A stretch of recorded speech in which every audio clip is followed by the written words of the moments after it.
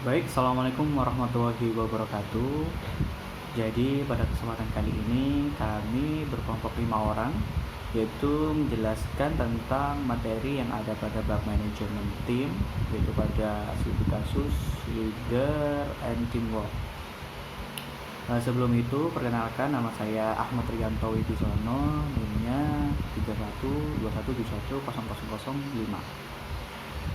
Oke, pada studi kasus ini menjelaskan tentang di mana ada karyawan yang bekerja sudah bertahun-tahun dan baru saja diangkat menjadi direktur. Pada studi kasus ini ada dua peran, yaitu Tuan D sebagai direktur, kemudian ada timnya sebagai nanti di mana nanti ada permasalahan yang dihadapi oleh direktur, kemungkinan dan anggota tim. Oke, pada studi kasus ini Tuan Y merupakan seorang direktur yang baru saja diangkat setelah tumbuh pada perannya dalam bekerja 5 tahun. Jadi direktur Tuan Y ini sudah diangkat menjadi direktur setelah bekerja kurang lebih sekitar 5 tahun. Pada saat menjadi direktur, Tuan Y telah dipimpinkan tim yang berbeda. Dan pada saat di tim yang berbeda, Tuan Y menjadi sebagai pemimpin tim baru, dan pada tim tersebut Tuan Y telah mengetahui peran dan tugas masing-masing pada tim tersebut, yang dimana tim tersebut hubungannya yang kuat dengan pemimpin yang sebelumnya. Jadi pada tim baru Tuan Y, direktur baru ini atau Tuan Y ini dipindahkan pada tim yang baru, bukan pada tim yang sebelumnya Tuan Y yang masih menjabat jadi karyawan. Setelah dia menjabat jadi direktur, maka Tuan Y ini dapat tim yang baru. Pada tim yang baru, Tuan Y juga sudah menganalisis kemampuan pada timnya dan hubungan baik pada pemimpin tim yang sebelumnya. Oke. Pada tim tersebut, Tuan Y mengalami kesulitan dalam hubungan dengan tim dan kesulitan dalam kepercayaan dengan tim. Jadi Tuan Y ini ada permasalahan sedikit, yaitu tentang mengalami kesulitan berhubungan perbicaraan, pengobrolan atau yang lain pada tim, apalagi dengan kepercayaan tugas untuk pada tim sendiri. Oke, padahal Tuan Y yakin melakukan suatu hal yang terbaik pada timnya, dan sementara pada anggota tim tidak puas dengan direktur Tuan Y karena Tuan Y memiliki sifat bosi atau suka menyuruh dan kurang pemahaman dalam job desk pada masing-masing anggota. Jadi pada ini Tuan Y dia yakin bahwasanya dia melakukan hal yang terbaik untuk timnya dan bermaksimal mungkin. Cuma pada timnya ada beberapa timnya itu tidak suka kepada Tuan Y karena Tuan Y itu memiliki sifat bosi atau sifat yang suka menyuruh yang berlebih atau menyuruh tidak ada solusi itu. Dan pada timnya ini juga merasa Tuan Y ini kurang tahu job desk masing-masing setiap anggota. Jadi kemungkinan ada miskomunikasi atau miss job desk di setiap anggota. Oke, jadi itu adalah penjelasan pertama. Untuk permasalahan selanjutnya akan dijelaskan oleh teman saya. Terima kasih. Perkenalkan, nama saya Ivanuddin Dimas Dayanto, NIM 3021710023, yang akan melanjutkan permasalahan pada Tuan Y.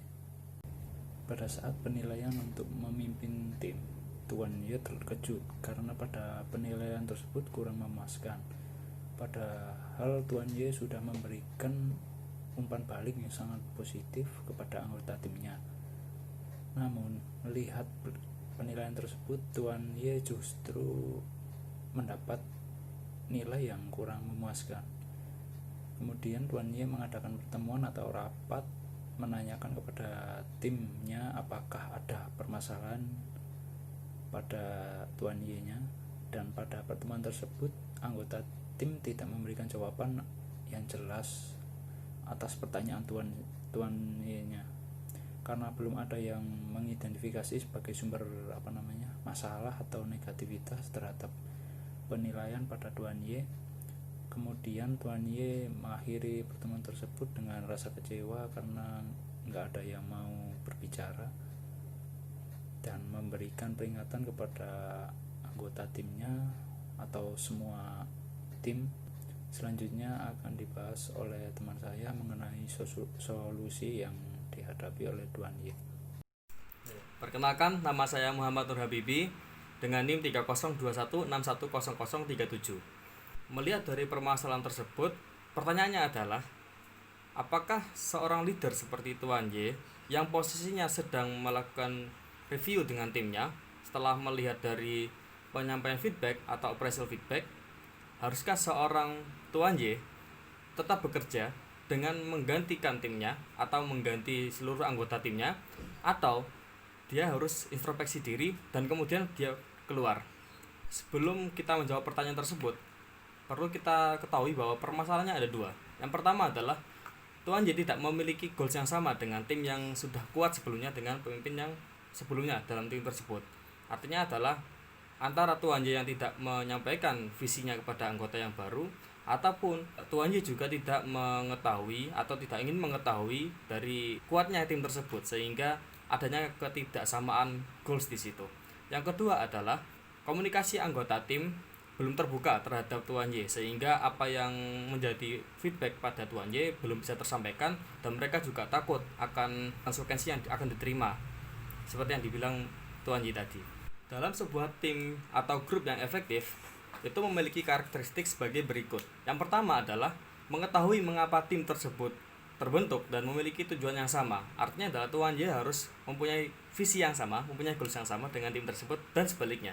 Yang kedua adalah sepakat untuk mendukung panduan atau prosedur yang ada dalam pengambilan keputusan. Yang ketiga, berkomunikasi secara bebas dengan sesama anggota tim. Yang keempat, membantu satu sama lain ketika terjadi permasalahan. Yang kelima adalah mengatasi konflik di dalam grup, baik dengan atasan ataupun dengan anggota yang lain. Yang terakhir adalah mendiagnosis dan meningkatkan proses dan fungsi individu dan kelompok. Dan untuk mengembangkan tim yang baru tersebut, perlu untuk mengetahui karakteristik pemberdayaan tim yang baru. Yaitu yang pertama adalah kita mengetahui potensinya, yaitu bagaimana caranya anggota tersebut bisa bekerja secara efektif. Yang kedua adalah bekerja secara meaningfulness atau dengan penuh makna, yaitu bekerja sesuai tugas yang penting dan bernilai, tidak mengerjakan sesuatu tugas yang tidak bernilai. Yang ketiga adalah punya otonomi ataupun bekerja yang mempunyai kebebasan dan kebijaksanaan dalam bekerja.